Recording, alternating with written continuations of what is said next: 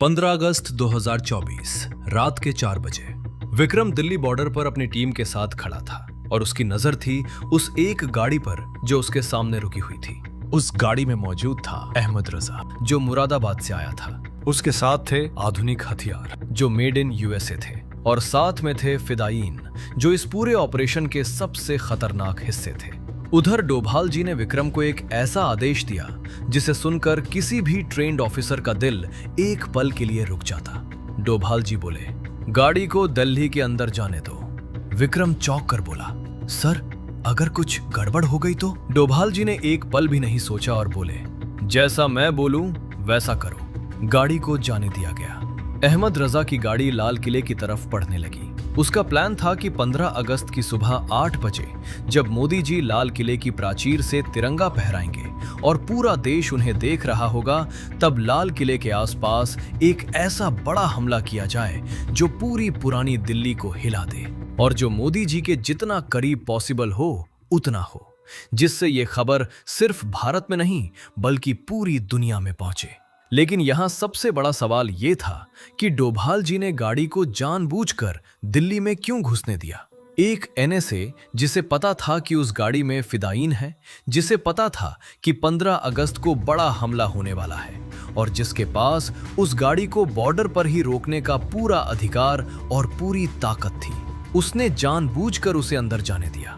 ये सवाल समझने के लिए हमें थोड़ा पीछे जाना होगा। दरअसल इसकी शुरुआत जुलाई 2023 से हुई थी। 2023 में भारत ने एक के बाद एक ऐसी उपलब्धियां हासिल की थीं जिसने पूरी दुनिया को हिला दिया था और यही वो बात थी जो पाकिस्तान, चाइना और उनके प्रॉक्सी नेटवर्क्स को सबसे ज्यादा तकलीफ दे रही थी।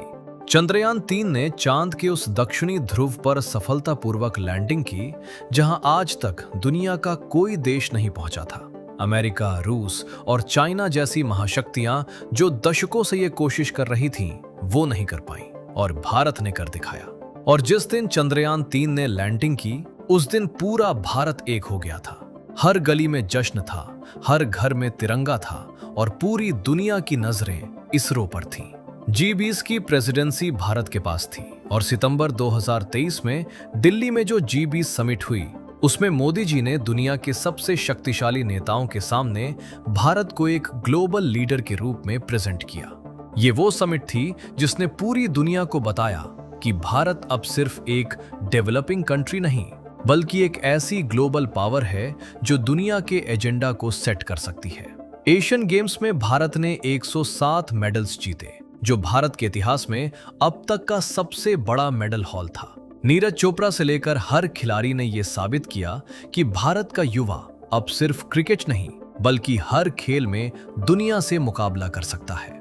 आदित्य L1 को भारत ने सूर्य की तरफ लॉन्च किया, जो इंडिया का पहला सोलर मिशन था और जिसने यह साबित किया कि चंद्रयान 3 कोई इत्तेफाक नहीं था बल्कि ये एक ऐसे इंडिया की शुरुआत थी जो स्पेस में अपनी परमानेंट जगह बना रहा है। और यूपीआई का इंटरनेशनल एक्सपेंशन हो रहा था। सिंगापुर, यूएई, फ्रांस, श्रीलंका और कई देशों में यूपीआई से पेमेंट होने लगी थी, जिससे भारत की डिजिटल पेमेंट टेक्नोलॉजी दुनिया के कई देशों में पहुंच रही थी और डॉलर की जगह इंडियन टेक्नोलॉजी का दबदबा बढ़ रहा था। ये सब देखकर पाकिस्तान, आईएसआई और उनके प्रॉक्सी नेटवर्क्स बेचैन हो गए थे। इसीलिए जुलाई 2023 में एक बड़ी साजिश बुनी जाने लगी। पाकिस्तान के आईएसआई ने एक ऐसा ऑपरेशन प्लान किया जो 15 अगस्त को भारत के सबसे बड़े राष्ट्रीय पर्व पर उस वक्त एग्जीक्यूट होता जब पूरी दुनिया की नजरें लाल किले पर होती हैं, जब मोदी जी तिरंगा फहरा रहे होते हैं और जब पूरा भारत एकजुट होकर आजादी का जश्न मना रहा होता। उस जश्न को खून में बदलने का प्लान था। अहमद रजा देखने में एक आम इंसान, बात करने में एक आम आदमी, लेकिन अंदर से एक ऐसा इंसान जो धीरे धीरे उस रास्ते पर चला गया जहां से वापसी नहीं होती। अहमद रजा का कनेक्शन कैसे बना, ये समझने के लिए पहले वलीद को समझना होगा।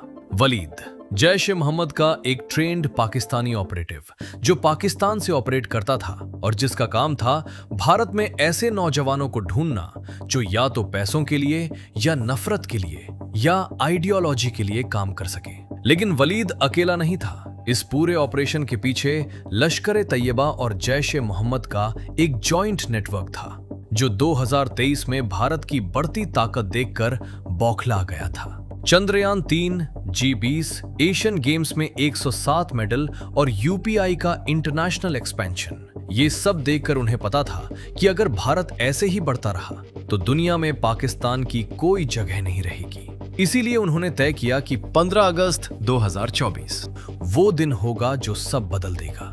लश्कर तैयबा के हैंडलर्स ने पहले भारत में अपने स्लीपिंग सेल्स को एक्टिवेट किया, उन लोगों को जो सालों से आम जिंदगी जीते हुए अपनी असली आइडेंटिटी छुपाए बैठे थे। जैश ए मोहम्मद ने अपना काम अलग तरीके से किया। वालिद के जरिए सोशल मीडिया और एनक्रिप्टेड मैसेजिंग एप्स पर नए रिक्रूट्स ढूंढे और इसी नेटवर्क में अहमद रजा आया। वालिद ने उसे पहले धर्म की बातें की, फिर भारत के खिलाफ जहर भरा, और फिर वो मोमेंट आया जब उसने कहा, क्या तू सच में कुछ करना चाहता है या बस बातें करता रहेगा? अहमद रजा उस जाल में फंस गया। वलीद के कहने पर उसने एक ऑटोमेटिक पिस्टल खरीदी और 6 कारतूस। ये उसका पहला कदम था। लेकिन सिर्फ पिस्टल से काम नहीं चलता, ट्रेनिंग चाहिए थी। और यहाँ आता है फिरदौस अहमद दार, जम्मू कश्मीर के कोकरनाग का रहने वाला, जिसके चाचा गुलाम अहमद दार मुजाहिदीन से जुड़े थे और 1994 में सेना के साथ मुठभेड़ में मारे गए थे। बचपन से फिरदौस ने अपने परिवार में उन कहानियों को सुना था जिन्होंने उसके दिमाग में ये बात बैठा दी थी कि उसके चाचा शहीद हुए और उनका बदला लेना है। लश्कर तैयबा के कश्मीर नेटवर्क ने फिरदौस को आइडेंटिफाई किया। ये वो इंसान था जो पहले से तैयार था, जिसे कन्विंस करने की जरूरत नहीं थी, बल्कि सिर्फ डायरेक्शन देने की जरूरत थी। फिरदौस ने अहमद रजा को कश्मीर बुलाया, अनंतनाग की उन पहाड़ियों में जहां आम लोग नहीं जाते, जहां कोई नहीं देखता। वहां लश्कर तैयबा के ट्रेंड ऑपरेटिव्स की देखरेख में फिरदौस ने अहमद रजा को हथियारों की ट्रेनिंग दी। कैसे पिस्टल होल्ड करें, कैसे फायर करें, कैसे भीड़ में घुसकर मैक्सिमम नुकसान पहुंचाएं, ये सब उन पहाड़ियों में सीखा गया। ट्रेनिंग के बाद अहमद रजा मुरादाबाद वापस आया। 9 अगस्त 2024 वलीद का एक इनक्रिप्टेड मैसेज आया, 15 अगस्त लाल किला, तैयार हो जा। जैश ए मोहम्मद और लश्कर तैयबा दोनों का प्लान बिल्कुल फाइनल हो चुका था। 15 अगस्त की सुबह 8 बजे जब पूरी दुनिया की मीडिया लाल किले पर होगी, जब पूरा भारत एकजुट होकर जश्न मना रहा होगा, तब लाल किले के आसपास की भीड़ में घुसकर एक ऐसा हमला किया जाए जो मैक्सिमम केओस क्रिएट करे। दुनिया को सिर्फ एक खबर दिखती, India's independence day celebration turns into a blood bath. Ahmed Raza के पास पिस्टल थी, 6 कारतूस थे और एक प्लान था। 14 अगस्त तक दिल्ली पहुंचना था। 9 अगस्त की शाम रात के 9 बजे विक्रम की कॉलोनी में 2 लोग बाइक से आए, हेलमेट्स पहने हुए, और विक्रम के घर के पास वाली टपरी पर रुककर चाय पी, टपरी वाले से बात करते रहे और फिर 10 से 15 मिनट बाद बाइक वहीं खड़ी करके पैदल चले गए। उस कॉलोनी में ये कोई अनयूजुअल बात नहीं थी, लेकिन उस बाइक के पेट्रोल टैंक के पीछे एक साधारण से कपड़े के बैग में था RDX। इतना कि अगर वो ब्लास्ट होता तो आसपास के 20 से 25 मीटर के दायरे में जो भी होता वो बच नहीं पाता। ब्लास्ट इस तरह डिजाइन किया गया था कि देखने में लगे कि बाइक के फ्यूल सिस्टम में कोई टेक्निकल फॉल्ट थी, कोई शॉर्ट सर्किट, कोई लीकेज, और इसी वजह से ब्लास्ट हो गई। कोई इन्वेस्टिगेशन नहीं, कोई सस्पिशियस एंगल नहीं, बस एक और दुर्घटना। ये प्लान ISI की तरफ से डायरेक्टली आया था। लश्कर तैयबा के एक सीनियर हैंडलर ने वलीद को एनक्रिप्टेड मैसेज भेजा था, 15 अगस्त से पहले उसे हटाना है, जब तक वो है तब तक ऑपरेशन रिस्क में है। 2 लड़कों ने पहले कॉलोनी में 2 से 3 दिन रिकॉनेसेंस की थी, विक्रम की डेली रूटीन देखी थी, किस वक्त वो घर से निकलता है, किस गेट से निकलता है और आसपास कितना ट्रैफिक रहता है, सब कुछ नोट किया था। विक्रम शाम को यूजुअली 9 से 9:30 के बीच घर से निकलता था। बाइक उसके घर के गेट से सिर्फ 8 से 10 मीटर की दूरी पर खड़ी की गई थी। रिमोट ट्रिगर रेडी था। जैसे ही विक्रम गेट से बाहर निकले, ट्रिगर प्रेस करना था। लेकिन विक्रम भी डोभाल जी का शिष्य था। डोभाल जी ने एक बार विक्रम से कहा था, विक्रम, हमारे देश को खतरा बाहर वालों से ज्यादा उन लोगों से है जो भारत के अंदर रहते हैं, इसलिए हमेशा सतर्क रहना। विक्रम गेट से बाहर निकला। रात की ठंडी हवा थी। उसने गेट बंद किया और 2 कदम आगे बढ़ा। तभी उसके पैर रुक गए। उसकी नजर उस बाइक पर गई। बाइक बेहद पुरानी थी, एक ऐसा मॉडल जो दिल्ली में आमतौर पर नहीं मिलता, जो यूपी के छोटे शहरों में ज्यादा दिखता है, और उसका नंबर प्लेट यूपी का था। एक दिल्ली की कॉलोनी में रात के 9 बजे यूपी नंबर प्लेट की एक बेहद पुरानी बाइक, और फिर उस बाइक के पास से एक बेहद हल्की सी स्मेल आई। इतनी हल्की कि कोई आम इंसान उसे हवा में घुली किसी भी चीज की स्मेल समझकर इग्नोर कर देता, लेकिन विक्रम आम इंसान नहीं था। ये स्मेल उसने पहले एक बार सूंघी थी।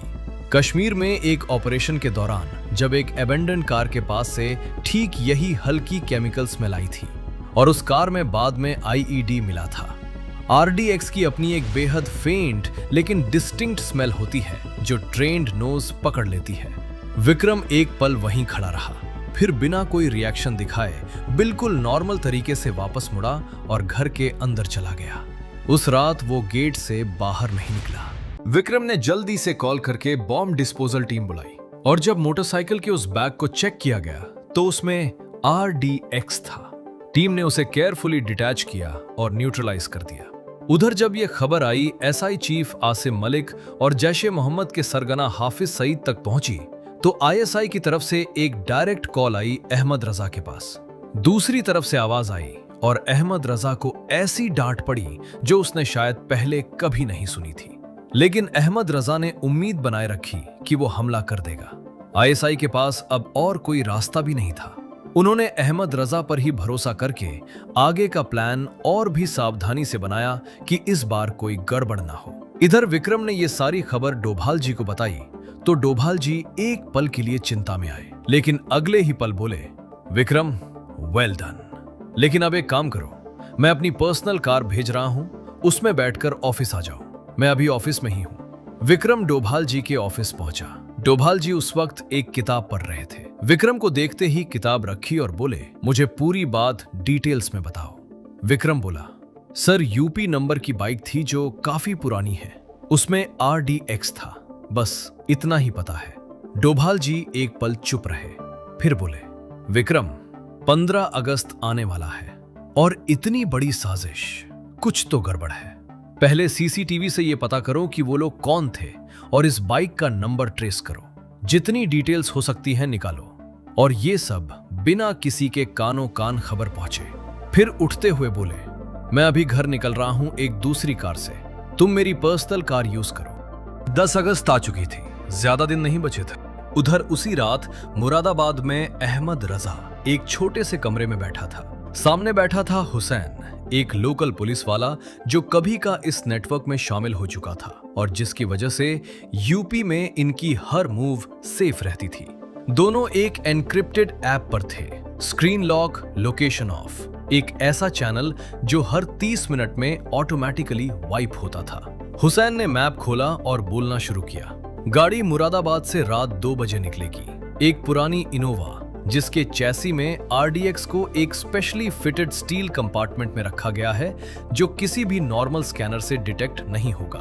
अहमद रजा बोला, मेड इन USA हथियार कहाँ होंगे? इनोवा की बैक सीट के नीचे एक हिडन पैनल में ऊपर से देखने पर बिल्कुल आम सीट लगेगी। फिदाइन तीनों अलग अलग रूट से दिल्ली एंटर करेंगे, एक गाजियाबाद से, एक फरीदाबाद से और एक नोएडा से। तीनों 15 अगस्त की सुबह 6 बजे चांदनी चौक के उस गोडाउन में इकट्ठा होंगे जहां इनोवा पार्क होगी। अहमद रजा ने मैप पर नजर डाली।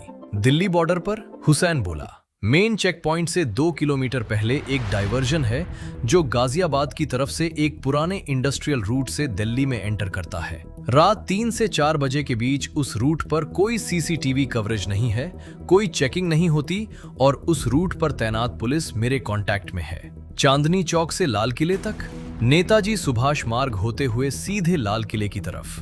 15 अगस्त को उस रूट पर एक साइड लेन प्रेस और VIP व्हीकल्स के लिए ओपन रहती है।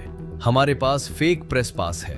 इनोवा उसी लेन में होगी। टाइमिंग सुबह 7:45। मोदी जी 8 बजे तिरंगा फहराते हैं। इनोवा 7:50 पर लाल किले की प्राचीर से सिर्फ 50 मीटर की दूरी पर होगी।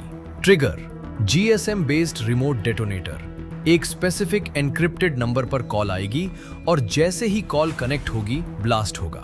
और अगर किसी वजह से कॉल ब्लॉक हो गई तो प्रेशर बेस्ड सेकेंडरी ट्रिगर है जो गाड़ी के एक्सेलरेटर से लिंक्ड है। जैसे ही गाड़ी 40 किलोमीटर की स्पीड पर आएगी ट्रिगर ऑटोमेटिकली आर्म हो जाएगा। अहमद रजा ने एक बार पूरा प्लान दिमाग में दोहराया। मुरादाबाद से निकलो रात 2 बजे, गाजियाबाद रूट से दिल्ली एंटर करो रात 3 से 4 बजे, चांदनी चौक के गोडाउन में रुको सुबह 6 बजे तक, फेक प्रेस पास से लाल किले की तरफ बढ़ो सुबह 7:45, 50 मीटर की दूरी पर इनोवा रोको 7:50, कॉल आए ब्लास्ट। Plan final. हुसैन ने एन्क्रिप्टेड चैनल क्लोज किया। इधर विक्रम अपनी टीम के साथ सीसीटीवी फुटेज से उन दोनों लोगों की और बाइक की डिटेल्स निकालने की कोशिश कर रहा था, लेकिन उन दोनों लोगों की अभी तक कोई खबर नहीं थी। बाइक की डिटेल्स जरूर निकल आई थी, लेकिन जब आरसी चेक की गई तो जो बाइक थी और जो नंबर प्लेट थी वो दोनों अलग अलग थे। असल में ये बाइक किसी से खरीदी गई थी और उस पर फेक नंबर प्लेट लगा दी गई थी और इस काम में हुसैन ने मदद की थी, इसीलिए कुछ नहीं मिल पा रहा था। और जो दोनों लोग बाइक लेकर आए थे उनका सरकारी डेटाबेस में कोई रिकॉर्ड ही नहीं था। विक्रम ने ये सारी बात फोन पर डोभाल जी को बताई। डोभाल जी ने सुना और बोले, अगर वो लोग ट्रेस में नहीं आ रहे हैं तो हो सकता है कि वो घुसपैठिए हों जिनका कोई रिकॉर्ड ही ना हो। थोड़ी देर रुककर बोले, तुम खोजते रहो, मैं कुछ करता हूं। 2 दिन निकल गए। विक्रम की टीम लगातार काम कर रही थी, लेकिन कोई ठोस सुराग नहीं मिल रहा था। उधर डोभाल जी ने अपना तरीका अलग रखा। उन्होंने रॉ के कश्मीर ह्यूमन नट नेटवर्क को एक इनक्रिप्टेड बर्स्ट ट्रांसमिशन भेजी। सिर्फ 3 लाइंस। कोकरनाग और अनंतनाग के आसपास पिछले 90 दिनों में कौन से नए चेहरे एक्टिव हुए हैं जो किसी डेटाबेस में नहीं है और जिनकी मूवमेंट अनयूजुअल रही हो। 36 घंटे बाद रॉ के एक डीप कवर एसेट ने एक इनक्रिप्टेड रिस्पॉन्स भेजा। एक नाम था फिरदौस अहमद दार।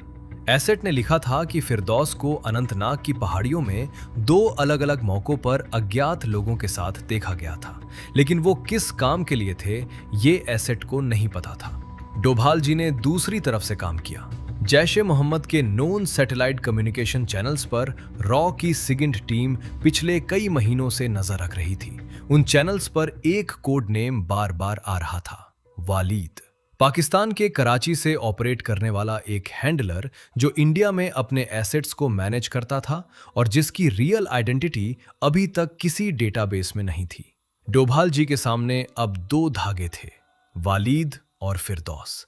लेकिन ये दोनों किस प्लान पर काम कर रहे हैं? क्या कोई हमला होने वाला है? कब और कहां? ये अभी पूरी तरह अंधेरे में था। डोभाल जी ने विक्रम को इनक्रिप्टेड कॉल किया। 2 नाम मिले हैं, वालीद और फिरदौस अहमद दार। दोनों पर 24 घंटे की पैसिव सर्वेलेंस लगाओ। कोई एक्टिव कांटेक्ट नहीं, कोई एक्शन नहीं, सिर्फ देखो। विक्रम बोला, सर प्लान का कोई अंदाजा नहीं है। डोभाल जी एक पल चुप रहे। इंटेलिजेंस में सबसे खतरनाक वो मोमेंट होता है जब तुम्हें पता हो कि कुछ होने वाला है, लेकिन पता ना हो कि क्या। ये धागा कहीं ना कहीं जाएगा, बस नजर रखो। और 15 अगस्त आने में सिर्फ 2 दिन बचे थे। विक्रम के दिमाग में एक बात लगातार चल रही थी। वालीद और फिरदौस का पता चल गया था, पैसिव सर्विलांस लगी थी, लेकिन प्लान का अभी तक कोई पता नहीं था। बस ये पता था कि कुछ होने वाला है। विक्रम ने डोभाल जी को इनक्रिप्टेड कॉल किया। सर, सर्वेलेंस में एक मूवमेंट आई है। फिरदौस कल रात से मुरादाबाद के एक स्पेसिफिक एरिया के आसपास एक्टिव है। डोभाल जी बोले, मुरादाबाद, यही वो कनेक्शन है जो हम ढूंढ रहे थे। अभी कोई एक्शन नहीं, बस नजर रखो। उसी रात मुरादाबाद में अहमद रजा और हुसैन एक आखिरी बार इनक्रिप्टेड चैनल पर बैठे थे। हुसैन बोला, कल रात 2 बजे इनोवा निकलेगी, सब कुछ रेडी है। अहमद रजा बोला, वालीद का कंफर्मेशन आ गया? हाँ, पाकिस्तान से ग्रीन सिग्नल मिल गया है। अहमद रजा ने एक गहरी सांस ली। 2 दिन बाद वो इतिहास बदलने वाला था। 14 अगस्त की सुबह रॉ की साइगेंट टीम ने वलीद के कम्युनिकेशन चैनल पर एक पार्शियल सिग्नल कैप्चर किया।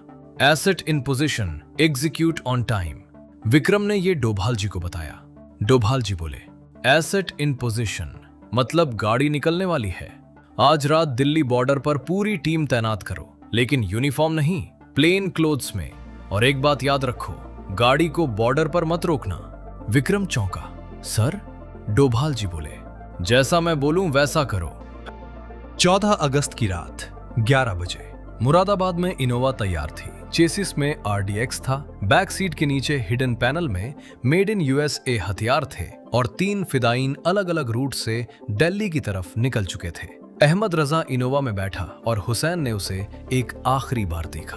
15 अगस्त 7:50 लाल किले से 50 मीटर। अहमद रजा ने सिर हिलाया। इनोवा रात के अंधेरे में मुरादाबाद से निकल गई।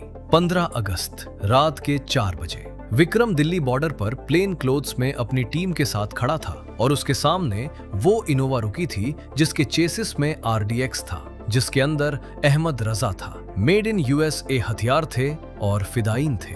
विक्रम का हाथ ईयरपीस पर गया। सर, गाड़ी सामने है। डोभाल जी की आवाज आई। जाने दो। विक्रम ने एक पल रुककर सिग्नल दे दिया और इनोवा आगे बढ़ गई। लेकिन अब वो असली सवाल, डोभाल जी ने गाड़ी जाने क्यों दी? जवाब ये था कि डोभाल जी को सिर्फ अहमद रजा नहीं चाहिए था, उन्हें वालिद चाहिए था, जो पाकिस्तान के कराची से पूरे ऑपरेशन को रिमोटली कंट्रोल कर रहा था और जिसकी रियल आइडेंटिटी अभी तक किसी डेटाबेस में नहीं थी।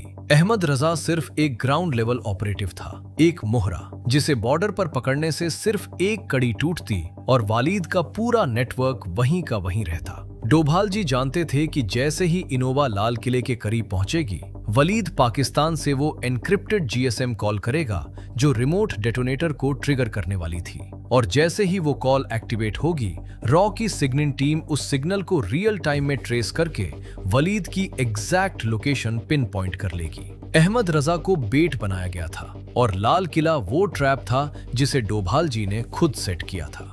इनोवा चांदनी चौक के गोदाम से निकली, नेताजी सुभाष मार्ग पर आई, फेक प्रेस पास दिखाया और सिक्योरिटी ने जाने दिया। लाल किले की प्राचीर 100 मीटर दूर थी, फिर 75 मीटर, फिर 50 मीटर। उसी वक्त रॉ की सिगिंट रूम में स्क्रीन्स एक्टिव थीं और वालिद के नॉन कम्युनिकेशन चैनल्स पर पूरी नजर थी। सुबह के 7:48 पर पाकिस्तान के कराची के DHA एरिया से एक एनक्रिप्टेड कॉल एक्टिवेट हुई और सिगिंट टीम के हेडफोन्स में एक बीप आई। Sir, signal located, Karachi DHA area sector 6। Doval ji ने सिर्फ एक वर्ड बोला, नाउ। उसी पल विक्रम की टीम ने इनोवा को चारों तरफ से घेर लिया और अहमद रजा के हाथ में फोन था जिसमें कॉल आने वाली थी। लेकिन वो कॉल कभी कनेक्ट नहीं हुई क्योंकि रॉ की साइबर टीम ने उस GSM सिग्नल को लास्ट सेकंड पर जैम कर दिया था, जिससे डेटोनेटर ट्रिगर नहीं हो सका। अहमद रजा, फिदायीन और मेड इन USA हथियार सब एक साथ पकड़े गए। हुसैन को उसी सुबह मुरादाबाद से उठाया गया और फिरदौस को कश्मीर से, और कराची के DHA एरिया की उस सेफ हाउस में जहां से वालिद ने वो कॉल की थी, वहां अगले 6 घंटों में क्या हुआ ये ऑफिशियली कभी किसी को नहीं बताया गया। बस इतना पता है कि वालिद के उस नंबर से फिर कभी कोई सिग्नल नहीं आया। 15 अगस्त 2024 को सुबह ठीक 8 बजे मोदी जी ने लाल किले की प्राचीर पर तिरंगा फहराया और पूरा देश जश्न में था। किसी को नहीं पता था कि उससे सिर्फ 10 मिनट पहले क्या हुआ था। डोभाल जी अपने ऑफिस में बैठे एक कप चाय पी रहे थे जब विक्रम का एनक्रिप्टेड कॉल आया। Sir, all clear. Doval ji ने सिर्फ इतना कहा, अच्छा, और फोन रख दिया।